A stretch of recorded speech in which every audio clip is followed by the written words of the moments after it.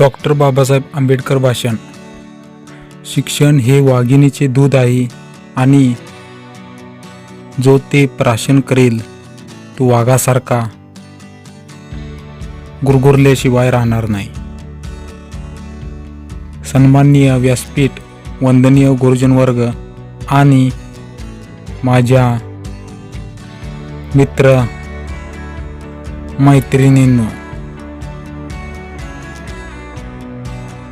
Doctor Babasaheb Ambedkar यांचा जन्म 14 April 1891ला मध्य प्रदेशमधील इंदोरजवळ असलेल्या महू या गावात झाला.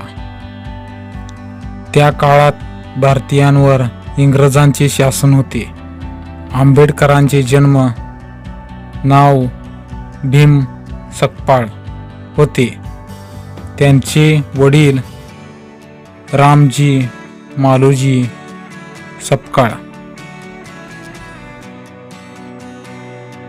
तर मित्रांनो, हा व्हिडिओ आवडला असेल, या व्हिडिओला लाईक, कमेंट आणि आपल्या चॅनलला सबस्क्राईब करा.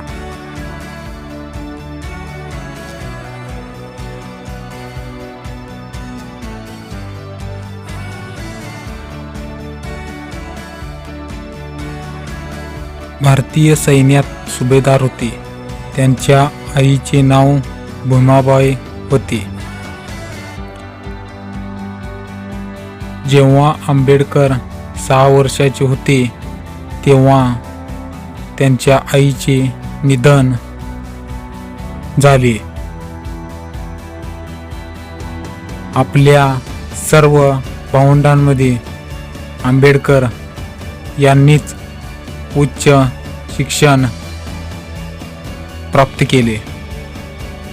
त्यांनी मॅट्रिकची परीक्षा उत्तीर्ण केल्यानंतर मुंबई विश्वविद्यालयातून ग्रॅज्युएशन केले. याच कॉलेजमधून त्यांनी अर्थशास्त्र आणि राजनीती विज्ञानमध्ये डिग्री प्राप्त केली. आंबेडकरांना सयाजीराव गायकवाड यांच्या द्वारा स्थापित योजनेअंतर्गत शिष्यवृत्ती देण्यात आली. अर्थशास्त्राचे अध्ययन करण्यासाठी ते न्यूयॉर्कमध्ये असलेल्या कोलंबिया विश्वविद्यालयात गेले. जून 1915 मध्ये अर्थशास्त्रासोबत त्यांनी इतिहास, समाजशास्त्र, दर्शन आणि राजनीतीसारख्या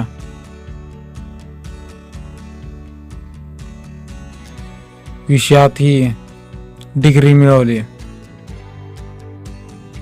भारतात परत आल्यावर त्यांनी लोकांना जागृत व संघटित करून जातीगत भेदभावाविरुद्ध लढण्यासाठी प्रेरित केले. आपल्या या कार्यात त्यांना बऱ्याचदा समाजाकडून विरोध सहन करावा लागला. भारताला स्वातंत्र्य मिळाल्यानंतर त्यांनी दलित समाजाच्या लोकांना आरक्षणाची मागणी केली. भारताच्या स्वातंत्र्यानंतर 29 ऑगस्ट 1947ला त्यांना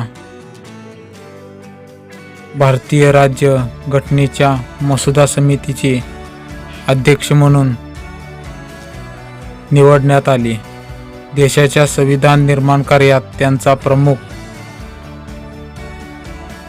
उद्देश जातीगत भेदभाव दूर करून सर्वांना समान अधिकार देणे हा होता. भीमराव आंबेडकरांनी शिक्षण आणि सरकारी नोकऱ्या मध्ये दलितांना विशेष आरक्षण दिले. जवळपास 2 वर्ष 11 महिने आणि 7 दिवसांच्या कठीण